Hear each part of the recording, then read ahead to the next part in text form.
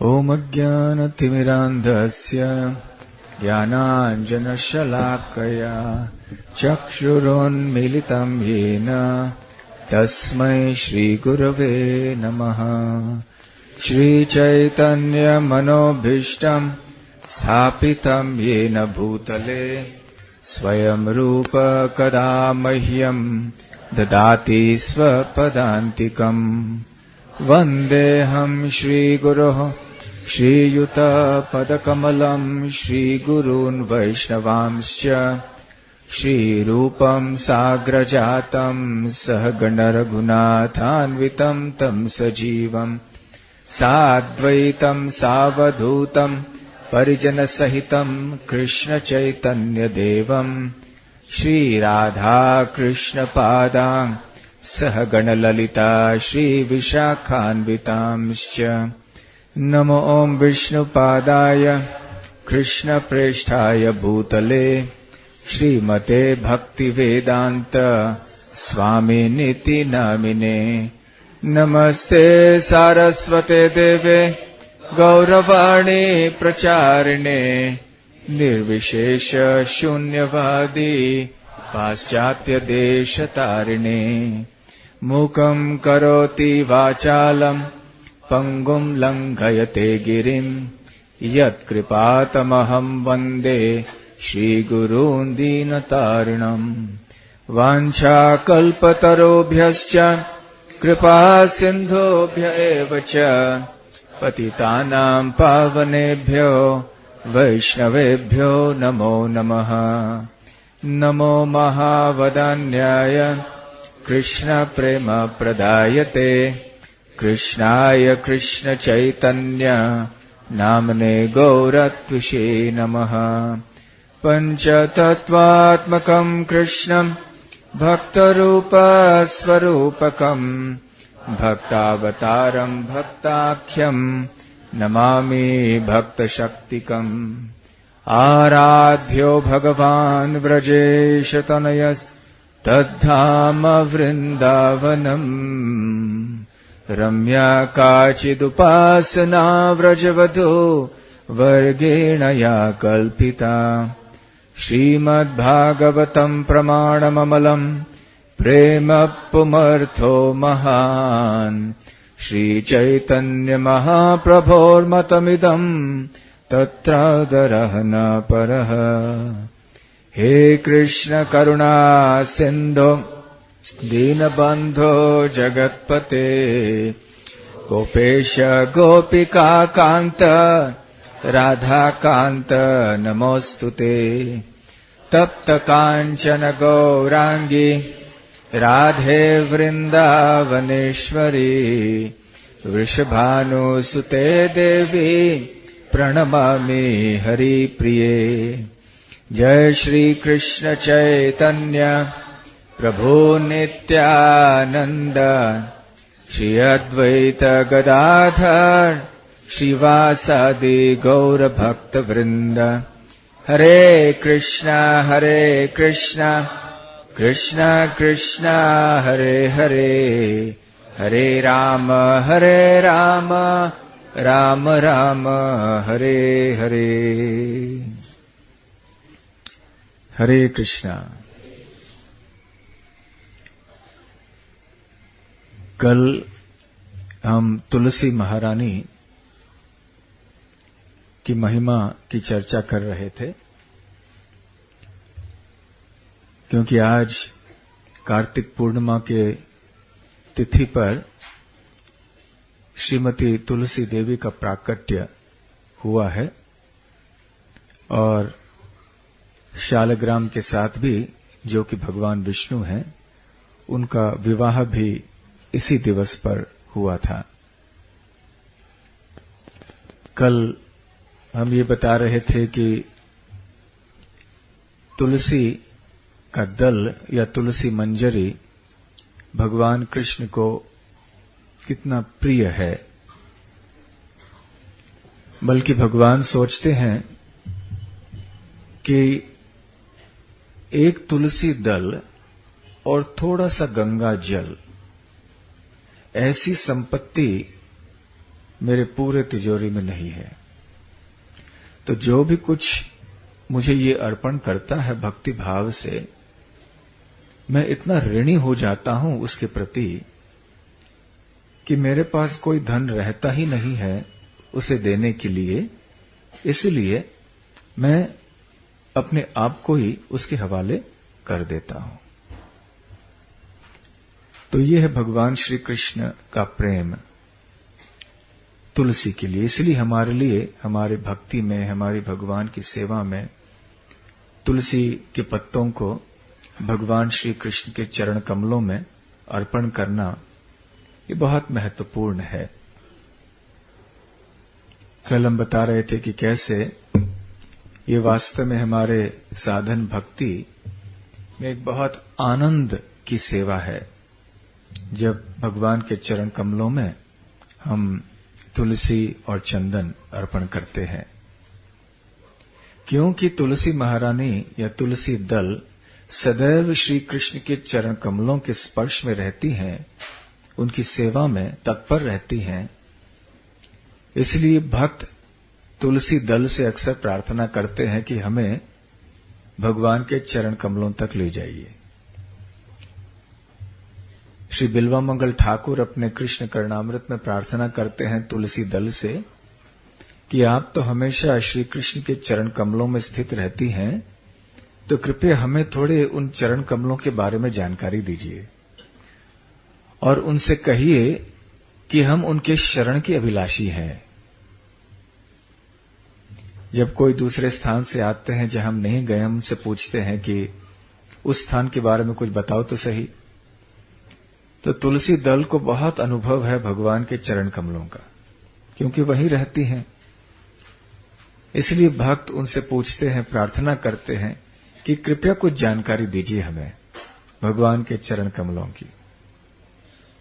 तो यह है तुलसी महारानी का सौभाग्य कि वो हमेशा भगवान के चरण कमलों में रहती हैं, और भक्त का सौभाग्य ये है कि तुलसी महारानी की सेवा करने से, उनकी कृपा से भगवान के चरण कमलों की प्राप्ति हो जाती है।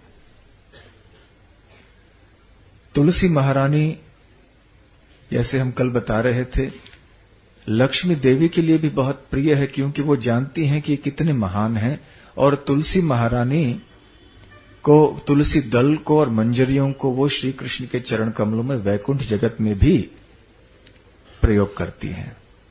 तो जब लक्ष्मी देवी तुलसी दल और मंजरियों का प्रयोग करती हैं, तो हमें और कितना ऐसे करना चाहिए। वैकुंठ जगत में भगवान श्री कृष्ण अपने अनंत भक्तों के साथ निवास करते हैं। वैकुंठ जगत में हर चीज, हर वस्तु चेतन है, हर चीज का व्यक्तित्व है। यहां भौतिक जगत की तरह नहीं। और वहां पे तरह तरह के सुंदर फूल हैं, जैसे मल्लिका, पारिजात, बकुल, चंपक, पुन्नाग, कुमुद इत्यादि, उत्पल। तो ये समस्त फूल जो कि बहुत सुंदर हैं, बहुत सुगंधित हैं, ये सब जानती हैं कि हमसे श्रेष्ठ तुलसी है। भले हम इतने सुगंधित हैं, दिखने में सुंदर हैं, सूंघने में सुगंधित हैं, भगवान श्री कृष्ण को अर्पण किए जा सकते हैं, फूल माला हमारी बन सकती है भगवान को अर्पण करने के लिए, परंतु जो आनंद भगवान कृष्ण को तुलसी अर्पण करने से प्राप्त होता है, वो हम सब मिला के भी सेवा करेंगे तो उतनी संतुष्टि उनको नहीं दे पाएंगे। इसलिए तुलसी महारानी का और एक नाम है पुष्पसारा। पुष्पसारा मतलब समस्त पुष्पों की सार है वो। और वैकुंठ जगत में भी सारे पुष्प तुलसी महारानी का गुणगान करती हैं, कभी ईर्ष्या नहीं करती हैं। श्रील प्रभुपाद जी तात्पर्य में बताते हैं इस श्लोक के संदर्भ में कि वहां पे आध्यात्मिक जगत में हर एक भक्त भगवान का दूसरे भक्तों से प्रेम करते हैं और एक दूसरे का गुणगान करते। वहां कोई द्वेष, ईर्ष्या आदि बिल्कुल नहीं होती है। ये तो केवल भौतिक जगत में होती है। तो तुलसी महारानी का स्थान इतना महत्वपूर्ण है। इसलिए हमें तुलसी महारानी को अपने घर में, मंदिरों में, जगह जगह अच्छी तरह से सेवा करनी चाहिए और उसकी रक्षा करनी चाहिए। वैसे कैसे हमारी इंद्रियों का प्रयोग भगवान की भक्ति में करना चाहिए, ये शास्त्रों में तो उल्लेख है ही। एक बहुत महत्वपूर्ण उदाहरण है महाराज अम्बरीश का। महाराज अम्बरीश का नाम तो आप सबने सुना है। वो इसलिए प्रसिद्ध हैं कि उन्होंने अपने सारे शरीर के अंग, यहां तक उनका मन भी भगवान की सेवा में इस्तेमाल किया था। श्रीमद् भागवत में ऐसे बताया गया है, सवै मनः कृष्ण पदारविंदयो वाचांसि वैकुंठ गुणानुवर्णने करो हरेर्मन्दिरमार्जनादिषु श्रुतिं चकाराच्युत तत्कथोदये। शुकदेव गोस्वामी वर्णन करते हैं कि महाराज अम्बरीश अपने मन का प्रयोग कैसे करते थे, केवल श्री कृष्ण का स्मरण करने के लिए। अपनी वाणी का प्रयोग कैसे करते थे, केवल कृष्ण कथा कहने के लिए। अपने हाथों का प्रयोग कैसे करते थे, भगवान श्री हरि के मंदिर का मार्जन करने के लिए। अपने कानों का प्रयोग कैसे करते थे, भगवान की सतकथा सुनने के लिए। फिर आगे शुकदेव गोस्वामी बताते हैं, मुकुंद लिंगालय दर्शने दृशो, अपने आंखों का प्रयोग भगवान श्री कृष्ण के सुंदर विग्रह का दर्शन मंदिर में करने के लिए करते थे। तद्भृत्य गात्र स्पर्शेंग संगमा, फिर अपने शरीर का प्रयोग करते थे भगवान के भक्तों या सेवकों को आलिंगन करने के लिए। घ्राणम च तत्पाद सरोज सौरभे तुलस्या श्रीमत, और अपने सूंघने की जो इंद्रिय है, अपनी नसिकाएं हैं, इनका प्रयोग करते थे उन तुलसी दलों को जो कि भगवान के चरण कमलों में अर्पित हुए थे। रस नाम तद अर्पिते, और फिर भगवान को जो अर्पण किया हुआ भोग था, जो प्रसाद था, वो उसका स्वाद लेने में अपने जीभ का प्रयोग करते थे। तो इस तरह महाराज अम्बरीश अपने सारे इंद्रियों का प्रयोग भगवान की सेवा में ही करते थे। और इस उदाहरण से हम जान सकते हैं कि हमारे नसिकाओं को, हमारे नाक को हम कैसे इस्तेमाल कर सकते हैं भगवान की सेवा में। केवल सूंघ के हम भगवान के धाम में वापस जा सकते हैं। जब कीर्तन आदि तो करना ही है, लेकिन यदि केवल एक इंद्रिय का इस्तेमाल हम करेंगे और भगवान को अर्पण किए हुए फूल, निर्माल्य, तुलसी आदि का सुगंध हम लेंगे, तो निश्चित ही हम शुद्ध हो जाएंगे। तो यहां विशेष करके कार्तिक महीने में और आज के दिवस जो भगवान को तुलसी का दल, तुलसी मंजरी आदि अर्पण करते हैं, उनके लिए वैकुंठ में स्थान आरक्षित हो जाता है।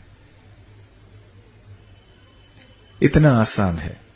और फिर आगे चल के तुलसी महारानी का हम गुणगान आदि करेंगे और भगवान को अर्पण किए हुए तुलसी दल, मंजरी को हम सूंघेंगे बड़े भक्ति भाव से और फिर उसको चखेंगे, तो अवश्य हमारे हृदय में भगवान के प्रति भक्ति हो जाएगी। वैसे ये तुलसी दल जो भगवान के चरण कमलों में अर्पण किए हुए हैं, इनको सूंघने की शक्ति इतनी अधिक है कि इसके बारे में शुकदेव गोस्वामी और एक कथा बताते हैं। ब्रह्मा जी के वरिष्ठ पुत्र थे 4 कुमार, 4 भाई थे, और बचपन से ही ये मुनि जैसे थे, ऋषि जैसे थे, और दिखते थे बच्चों के समान, 5 वर्ष के बच्चों के समान, परंतु वास्तव में थे बड़े ऋषि। सबसे वरिष्ठ थे और बड़े बुद्धिमान थे, बड़े ज्ञानी थे, बहुत बड़े दार्शनिक भी थे। तो एक बार वो भगवान नारायण का दर्शन करने के लिए वैकुंठ में गए। वहां वैकुंठ के द्वार पर वैकुंठ के द्वारपाल जय और विजय खड़े थे। उन्होंने देखा कि अरे ये कौन है, 4 बच्चे यहां वैकुंठ में आए हैं, ये बच्चे कैसे वैकुंठ में आ सकते हैं। तो उन्होंने 4 कुमारों को रोक दिया। 4 कुमारों को थोड़ा क्रोध आया। ये सारी घटना जो है ये लीला भगवान की इच्छा से हो रही थी, क्योंकि भगवान आगे चल के यहां अवतीर्ण होना चाहते थे और अपने विभिन्न अवतारों में दुष्टों का विनाश करके भक्तों का उद्धार करना चाहते थे। तो 4 कुमारों ने उनको शाप दे दिया कि तुम असुर बन जाओ और भौतिक जगत में जन्म ले लो। और आगे बाहर वैकुंठ के द्वार में ये सब चल रहा था, वाद विवाद चल रहा था। तो भगवान नारायण ने सुना, अरे कुछ गड़बड़ हो रहा है घर के द्वार पर, क्या है। तो वो जल्दी से आए और आके उन्होंने दर्शन दिया 4 कुमारों को। जैसे ही 4 कुमारों ने भगवान का दर्शन किया और विशेष करके उन्होंने भगवान के चरण कमलों में अर्पित जो तुलसी दल है उनको सूंघा, क्योंकि जो पवन बह रहा था वो पवन भगवान के चरण कमलों से तुलसी दल के गंध को उनके नसिकाओं तक पहुंचा रहा था। तो पवन के द्वारा उन्होंने सूंघ लिया और जैसे ही सूंघ लिया तुरंत उनके चित्त में परिवर्तन हो गया। वो पहले निराकार ब्रह्म में ज्यादा रुचि रखते थे, परंतु अब जब उन्होंने तुलसी दल को सूंघा जो कि भगवान के चरणों में अर्पित था, तो उनके शरीर में, उनके मन में परिवर्तन हो गया। इसलिए शुकदेव गोस्वामी बड़े सुंदर शब्दों में इसका वर्णन करते हैं और वो कहते हैं, तस्यारविंदे नयनस्य पदारविंद किंजल्क मिश्रा तुलसी मकरंद वायुः। वो कहते हैं कि अरविंद नयन, अरविंद नयन मतलब जिनकी आंखें अरविंद या कमल पुष्प के समान है, तो इनके चरण कमलों में जो अर्पित किंजल्क मिश्र तुलसी मकरंद वायुः, जो उनके चरण कमलों में तुलसी अर्पित था, वो वायु जब आई और उस तुलसी दल का गंध, मकरंद, मकरंद मतलब सुगंध, वो ले आई, तो फिर उनके चित्त में अंतर्गतः स्वविवरेण चकार तेषाम, तो अपने नसिकाओं से ये गंध चला गया। संक्षोभम, उनके चित्त में, चित्त तन्वोह, उनके चित्त में, शरीर में, दोनों में परिवर्तन हो गया और वो भक्त बन गए भगवान के। तो केवल भगवान के चरणों में अर्पित किए हुए तुलसी दलों का सुगंध लेने मात्र से 4 कुमार कृष्ण भक्त बन गए। तो देखिए, हम यदि रोज ऐसे करेंगे तो कितना लाभ मिलेगा। हाँ, हम शायद प्रश्न पूछ सकते हैं कि चतुष कुमारों ने एक बार सूंघ लिया, वो शुद्ध भक्त बन गए, हम तो रोज सूंघते हैं, शुद्ध भक्त क्यों नहीं बनते हैं? क्योंकि हम चतुष कुमारों के स्थान में नहीं हैं। हम इतने बड़े ऋषि मुनि नहीं हैं, हम इतने शुद्ध नहीं हैं हृदय से। वो तो प्राय पहले से ही भक्त थे, आत्म साक्षात्कारी थे। वो ब्रह्मा जी के पुत्र थे। ब्रह्मा जी से उन्होंने सुना था भगवान के सुंदर रूप के बारे में, परंतु दर्शन नहीं किया था भगवान का। हालांकि उन्होंने सुना था, उनका आकर्षण निराकार के प्रति था, लेकिन अब जब उन्होंने भगवान के सुंदर रूप को देखा और तुलसी दल का सुगंध सूंघ लिया, तो निराकार आदि को छोड़ दिया। अक्षर जुषाम, ये पहले तो ऐसे अक्षर निराकार की पूजा करते थे, फिर इसके बाद ये सब छोड़ दिया और कृष्ण भक्त बन गए। तो देखिए, कृष्ण भक्ति में तुलसी महारानी का कितना महत्व है। पुराणों में एक कथा है कि एक बार द्वारका में श्री कृष्ण का जन्मदिन मनाया जा रहा था और किसी ने सोचा कि चलो तुलभारम करना चाहिए। जैसे यहां होता है वजन, तराजू के ऊपर उनको बिठाते हैं और उनके वजन से जितना मिलने वाला सोना चांदी है वो सब दूसरे में रखते हैं, ताकि तराजू जब तक ठीक हो जाए तो उतना वो दान दे देते हैं। तो भगवान कृष्ण को तराजू में बिठाया और दूसरे बाजू में उन्होंने सोना और रत्न इत्यादि रखना शुरू कर दिया। लेकिन भगवान श्री कृष्ण का वजन हमेशा ज्यादा ही रहता था। जितना भी वो सोना चांदी सब क्यों ना रखें, कृष्ण का वजन ज्यादा। अब क्या किया जाए, सारे भंडार खाली हो गया था, तिजोरी खाली हो गई थी। तो उस समय नारद मुनि आए। तो नारद मुनि ने कहा, ये सब सोना रत्न हीरे मोती सब भूल जाओ, इसको सब निकालो, केवल एक तुलसी पत्ता रखो। फिर एक तुलसी पत्ता तराजू में रखा गया और तुरंत श्री कृष्ण और तुलसी का वजन एक जैसे हो गया। तो इसका मतलब है कि तुलसी भगवान तुल्य है, इतना वजन है तुलसी का। यह वजन किस चीज का था? तुलसी का प्रेम का था। ये प्रेम का वजन था, प्रेम का भार था। हरि भक्ति सुधोदय नाम का एक ग्रंथ है, ये नारदीय पुराण में आता है। तो व्यासदेव जी तुलसी महारानी के बारे में कहते हैं, वो श्लोक में कहते हैं कि कोई बड़ा बहुत ही विशाल वृक्ष हो, दिखने में बहुत सुंदर हो, शक्तिशाली हो, मजबूत हो, उसकी बड़ी बड़ी शाखाएं हों, और दूसरी ओर एक छोटा सा तुलसी का पौधा हो।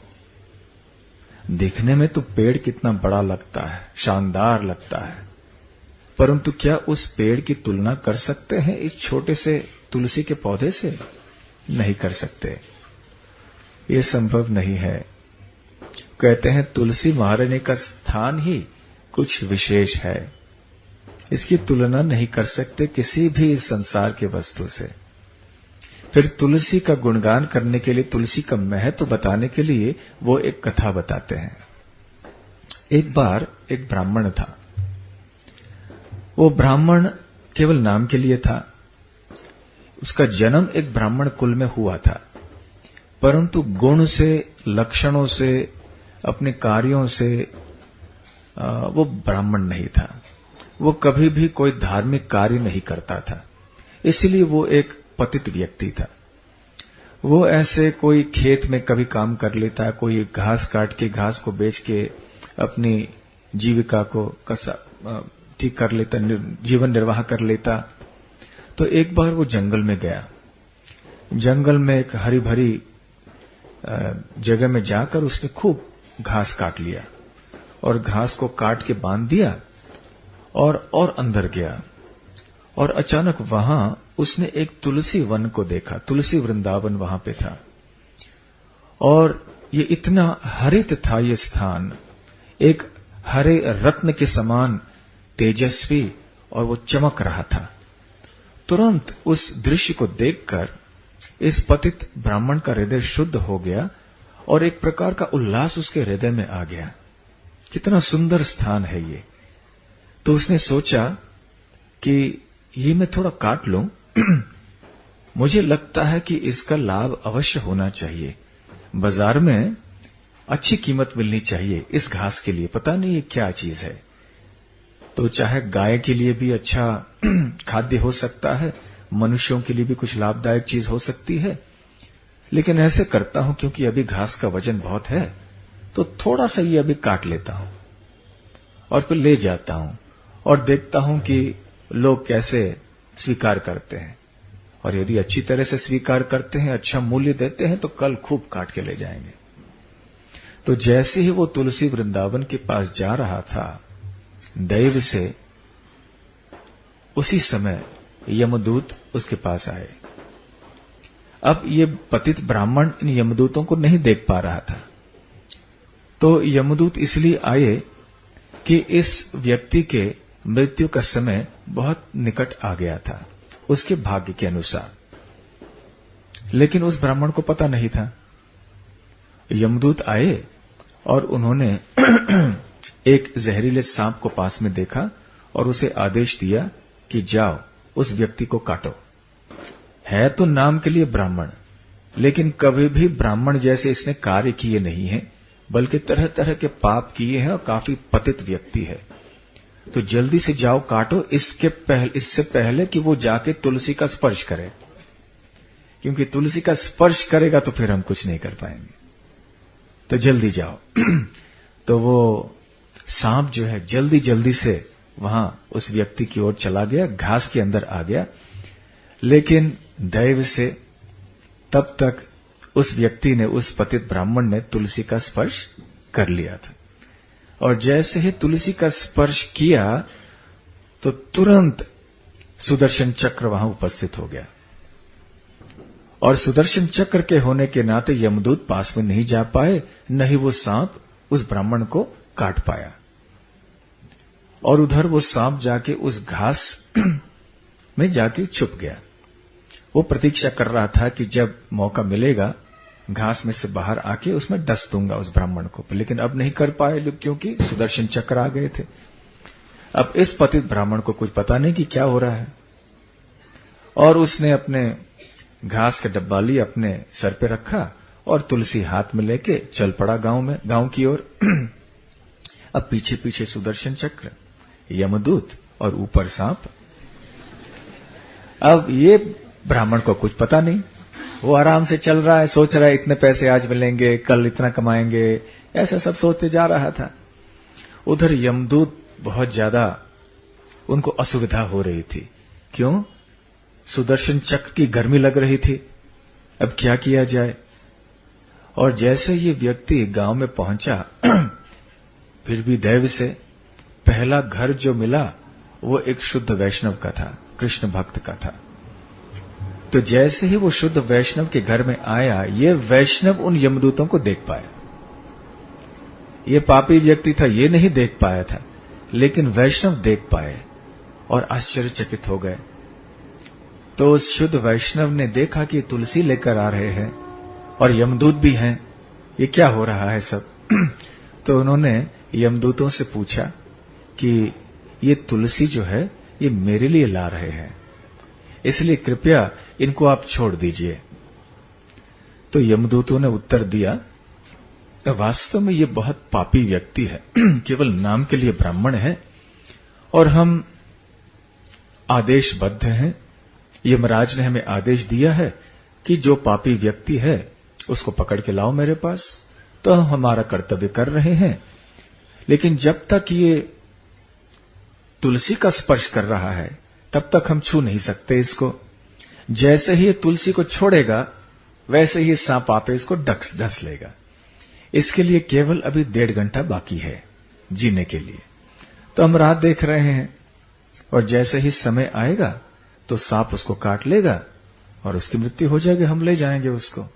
नहीं नहीं नहीं, ऐसा नहीं करना। देखो ये तुलसी को ले आए मेरी सेवा के लिए, आप कृपा करना थोड़ी सी। नहीं, हम कुछ नहीं कर सकते, परंतु हम तुलसी का गुणगान कुछ करना चाहते हैं। तुलसी इतनी महान है कि भगवान विष्णु तुलसी वन में जाते हैं और वहां बैठ के सोचते हैं कि कब एक भी व्यक्ति आके मुझे एक तुलसी का दल अर्पण करेगा, कब वो समय आएगा। ऐसे भगवान ऐसे प्रतीक्षा करते हैं। और भगवान न जाने क्यों इतना प्रेम करते हैं तुलसी, हमें समझ में नहीं आता है। बल्कि कोई व्यक्ति चाहे वो शुद्ध हो, अशुद्ध हो, पापी हो या पुण्यवान हो, यदि वो तुलसी का स्पर्श करता है तो हम उसके पास नहीं जा सकते हैं। लेकिन आप यदि ऐसे जाके भगवान विष्णु से प्रार्थना करोगे, तुलसी दल अर्पण करोगे, तो फिर कुछ हो सकता है। फिर भगवान की कृपा से, तुलसी जी की कृपा से सब ठीक हो सकता है। तो ये सुना उस वैष्णव ने तो फिर उन्होंने तुलसी को अर्पण किया भगवान विष्णु को उस व्यक्ति के साथ। और फिर वो यमदूत वहां से चले गए, नहीं स्पर्श कर पाए।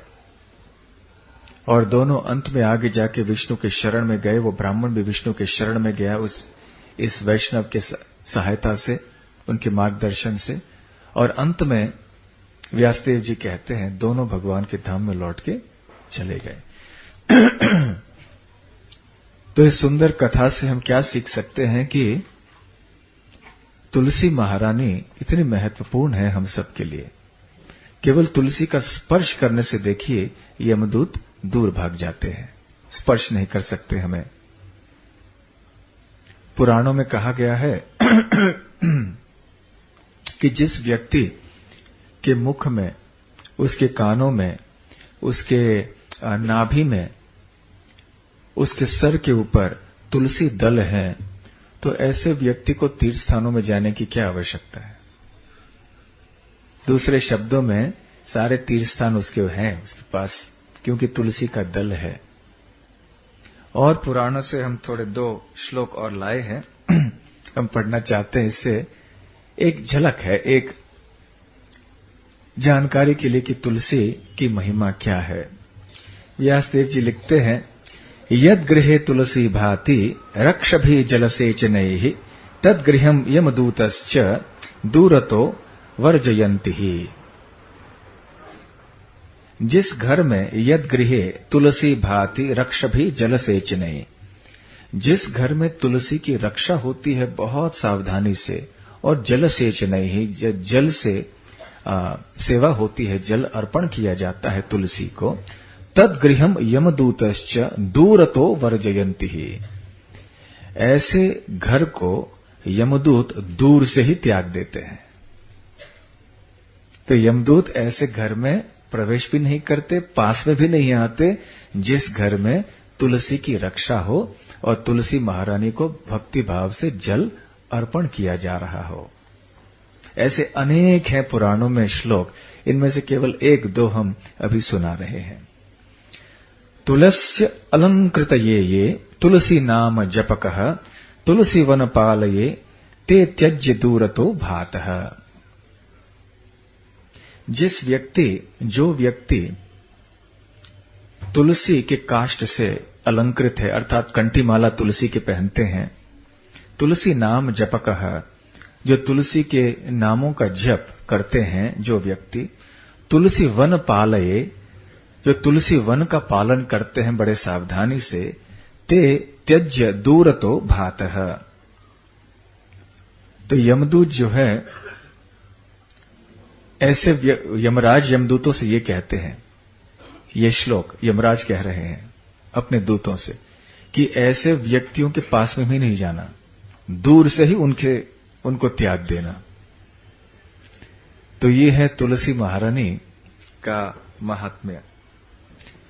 केवल हमें नहीं, स्वयं भगवान भी तुलसी महारानी की पूजा करते हैं। विशेष करके आज के दिन जब उनका आविर्भाव है तुलसी महारानी का, तो श्री कृष्ण उनकी पूजा करते हैं।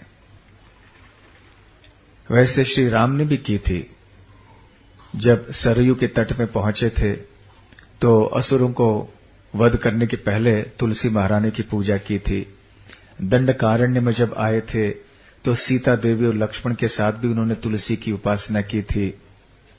उधर ऋष्यमुख पर्वत में किष्किंधा क्षेत्र में सुग्रीव ने वाली की हत्या करने के लिए, शक्ति पाने के लिए, कृपा पाने के लिए तुलसी महारानी की उपासना की।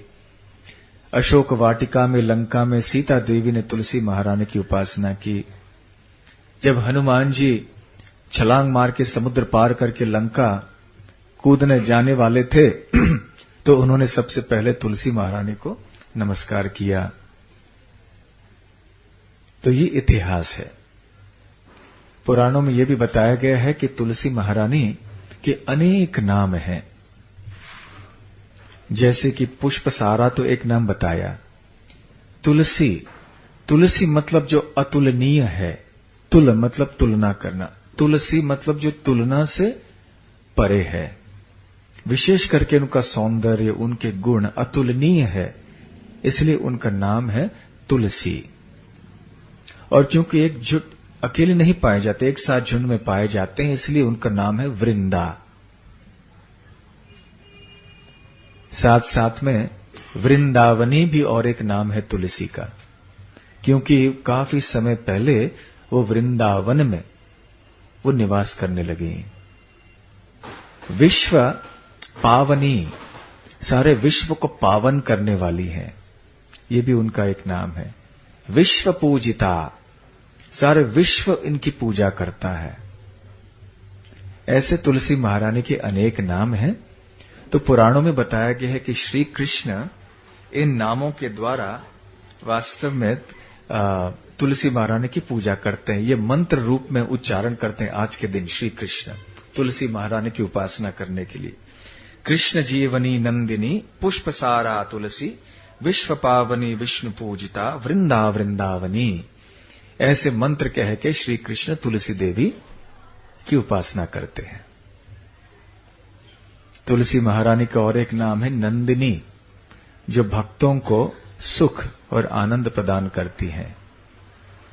कृष्ण जीवनी, जो कृष्ण के प्राण हैं, तुलसी। तो इसलिए हम सब के लिए तुलसी महारानी का स्थान इतना महत्व है। हमें रोज तुलसी महारानी की सेवा करनी चाहिए, कम से कम दिन में 1 बार 2 बार हो सके तो बहुत अच्छा है। हमारे मंदिरों में श्रील प्रभुपाद जी ने एक ऐसे पद्धति स्थापित कर ली थी कि हमारे दैनिक साधना में सुबह शाम तुलसी पूजा का कार्यक्रम होता है और भक्त लोग तुलसी का गुणगान करते हैं और साथ साथ में जल अर्पण करते हैं, प्रदक्षिणा करते हैं, फिर नमस्कार करते हैं, तुलसी का दर्शन करते हैं। ऐसे करते हुए वो कृष्ण भक्ति की प्रार्थना करते हैं तुलसी देवी से, क्योंकि आप भगवान श्री कृष्ण की परम भक्त हैं। आप कृष्ण के चरण कमलों में रहती हैं, आप कृष्ण प्रेम दे सकती हैं, तो कृपया हमारे ऊपर भी कृष्ण प्रेम का भेंट प्रदान कीजिए। और इस प्रवचन को अंत करने के पहले एक श्लोक का उच्चारण हम करेंगे, जो श्रीमद् भागवत के 2 स्कंध में है, जो बहुत हमारे लिए श्रवणीय है। तो क्या इस श्लोक को आप ऐसे कर सकते हैं? जीवन शवो भागवतांघ्रिरेणुम्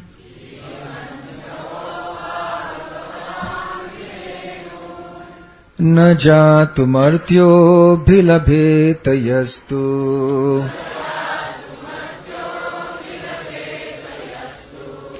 श्रीविष्णुपद्या मनुजस्तुलस्या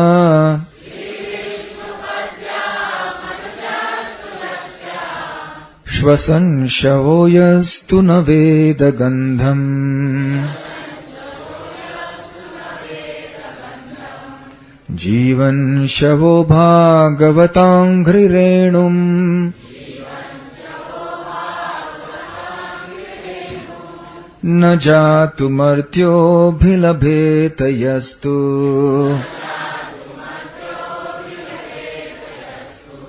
श्रीविष्णुपद्या मनुजस्तुलस्याः श्वसन् शवो यस्तु न वेद गन्धम्।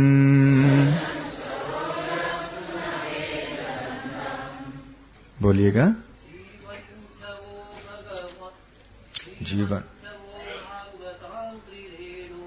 जीवन शवो भागवतांघ्रिरेणुम् न जातुमर्त्योऽभिलभेत यस्तु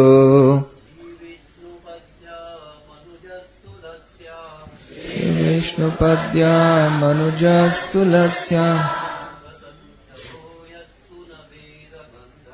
श्वसन् शवो यस्तु न वेद गन्धम्। श्रील प्रभुपाद द्वारा अनुवाद। ये दूसरे स्कंद का श्लोक है, 3 अध्याय में 23वां श्लोक। जिस व्यक्ति ने कभी भी अपने मस्तक पर भगवान के शुद्ध भक्तों की चरण धूलि धारण नहीं की, वह निश्चित रूप से शव है। शव अर्थात मृत शरीर। तथा जिस व्यक्ति ने भगवान के चरण कमलों पर चढ़े तुलसी दलों की सुगंधि का अनुभव नहीं किया, वह श्वास लेते हुए भी मृतक के तुल्य है। मृतक अर्थात शव। तो यहां बताया जा रहा है श्रीमद् भागवत में कि जिस व्यक्ति ने शुद्ध भक्तों के चरण धूलि अपने ऊपर न ली हो वो मृत व्यक्ति के समान है, और जिस व्यक्ति ने भगवान के चरणों में अर्पण किए हुए तुलसी दलों का सुगंध का अनुभव न किया हो वो भी जीते हुए सांस लेते हुए भी एक मृत व्यक्ति के समान है।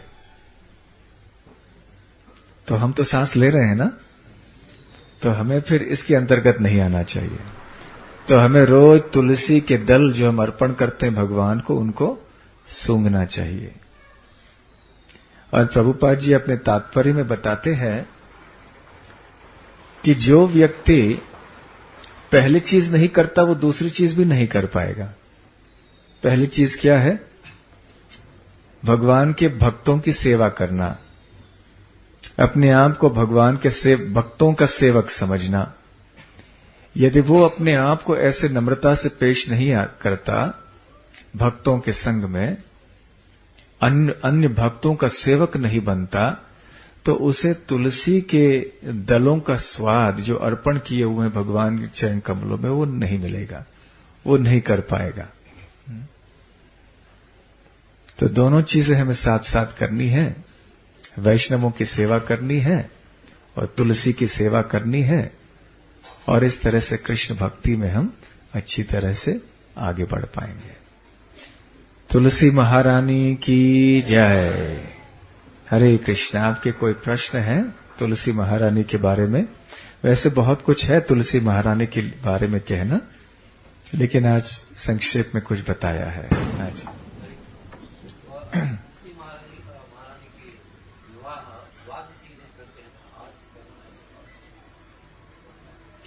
प्रश्न यह है कि तुलसी महारानी का विवाह द्वादशी पे करते हैं। वैसे दिवस तो आज है पूर्णिमा, कार्तिक पूर्णिमा में तुलसी महारानी का आविर्भाव भी हुआ था और विवाह भी शालग्राम से इसी तिथि पर हुआ था। और कोई प्रश्न किसी के? अच्छा, जब आदमी की मृत्यु होती है तो उसके मुंह में तुलसी डाला जाता है, गंगा जल भी डाला जाता है। वैसे बताया जाता है, वैसे और भी कई पुराने पौराणिक श्लोक हैं जिनको हमने बताए नहीं, जिसमें बताया जाता है कि जिस शव को जलाते समय स्मशान में तुलसी की काट लकड़ी लगाई जाती है तो इतना शुद्धिकरण हो जाता है कि यमदूत भी वहां पास में नहीं आते हैं। तो तुलसी की उपस्थिति जहां रहती है वो व्यक्ति का शुद्धिकरण होता है। इसलिए ऐसी प्रथा है कि तुलसी का दल भी डालते हैं कि ऐसे व्यक्ति के मुंह में जो प्राण त्यागने वाला है। लेकिन ऐसा नहीं है कि केवल प्राण त्यागने वाले के लिए ही हमें मुख में डालना चाहिए। कभी कभी ऐसे हुआ, एक भक्त बता रहे थे कि कोई उनके पहचान के बीमार थे, हॉस्पिटल में थे, तो उनको देखने के लिए गए तो तुलसी के दल भी साथ में लेकर गए, प्रसाद भी लेकर गए। तो उनके रिश्तेदार बड़े दुखी हो गए, अरे आप तुलसी क्यों ला रहे हैं? उन्होंने सोचा कि ये थोड़ी अभी मरने वाले हैं कि आप तुलसी ले आ रहे हैं। लेकिन ऐसा नहीं है, ऐसा नहीं है कि केवल ही एक मरने वाले व्यक्ति को लेना चाहिए। हर एक व्यक्ति को लेना चाहिए, चाहे वो स्वस्थ हो या अस्वस्थ हो या मृत्यु शैया पे हो, हर एक व्यक्ति को तुलसी का स्वाद लेना चाहिए और गंध सुगंध भी लेना चाहिए। ठीक है, ठीक है, बहुत बहुत धन्यवाद। अभी इस महीने में अच्छा प्रश्न है कि तुलसी विवाह जगह जगह होता है, परंतु हमारे मंदिरों में इतने बड़े पैमाने पर नहीं होता है या नहीं करते हैं, तो इसका कारण क्या है? नहीं, ऐसे कोई विरोध नहीं है। वैष्णव समाज में भी ऐसे कभी कभी होता है, परंतु हमारे आचार्यों ने इतना जोर इसके ऊपर नहीं दिया है। विवाह के बजाय हम तुलसी महारानी से प्रार्थना करते हैं कि वो हमें कृष्ण प्रेम प्रदान करें, ये हमारा भाव है। वैसे तुलसी महारानी का विवाह भगवान नारायण से होना ये वैकुंठ का एक भाव है। परंतु वृंदावन में तुलसी वृंदा देवी केवल राधा कृष्ण की सेवा करती हैं। इसलिए हम हालांकि तुलसी विवाह के विरुद्ध बिल्कुल नहीं है और कभी कभी कर भी लेते हैं, हमारे भक्तों के समाज में जगह जगह होता भी है, ऐसा नहीं है कि वर्जित है, अवश्य करते हैं। परंतु जोर इस बात पे रहता है कि तुलसी महारानी की हम सेवा करते हैं कृष्ण प्रेम प्राप्त करने के लिए। महाराज जी हरे कृष्णा। हाँ जी, कहाँ से प्रश्न है? हाथ ऊपर करना चाहिए आपको। हाँ जी, हाँ महाराज जी प्रणाम। मुझे पूछना था कि ऐसी कोई तिथि है कि जिस दिन हम तुलसी माता को स्पर्श नहीं करना चाहिए, या फिर ऐसी कौन सी अवस्था जिसमें हमको स्पर्श नहीं करना चाहिए? हाँ, ऐसे तो कई नियम है, ये भी एक प्रश्न ऐसे ही है। द्वादशी के दिन तुलसी दल क्यों निकाला नहीं जाता, ये प्रश्न है। हाँ, ऐसे कई दिन होते हैं शास्त्र में बताया जहाँ तुलसी दल तोड़ने नहीं चाहिए। ये विधियां हैं जो शास्त्रों में बताई हुई हैं। जैसे नाखून से नहीं निकालना चाहिए, किस तरह से निकालना, ये सब कैसे मंत्रों का उच्चारण करना चाहिए दल निकालने के बाद, ताकि तुलसी महारानी को दर्द न हो। तो ऐसे कई विधि विधान हैं, तो इनके बारे में और कभी चर्चा हो सकती है। तो एक विशेष क्लास होना चाहिए उसके लिए, जो तुलसी की सेवा करना चाहते हैं तो कैसे कैसे सेवा करनी चाहिए। तुलसी महारानी की पत्ते जो हैं, चाहे वो नीचे गिरे हुए हों और वो मुरझा गए हों, फिर भी उनमें वही शक्ति रहती है। उनको हमें उतने ही भक्ति भाव से स्वीकार करना चाहिए। यहां तक कि तुलसी की मिट्टी भी हम सर पे लगाएंगे, इससे भी हम पावन हो जाते हैं। तुलसी के पास में कोई गंदगी पड़ी है, उसको भी हमने हटा लिया, बहुत लाभ मिलता है। तो तुलसी देवी इतनी कृपालु हैं कि थोड़ी भी सेवा यदि हम उनकी करें तो बहुत वो हमें देती हैं, बहुत कृपा देती हैं। तो ठीक है, आज क्योंकि कार्तिक पूर्णिमा है और कार्तिक महीने का अंतिम दिन है, तो जब कार्तिक महीने में तो हर दिन दामोदर अष्टकम प्रार्थना गाते हैं और हम भगवान श्री राधा कृष्ण दामोदर जी को हम दीप अर्पण करते हैं। तो आज भी हम दामोदर अष्टकम गाएंगे।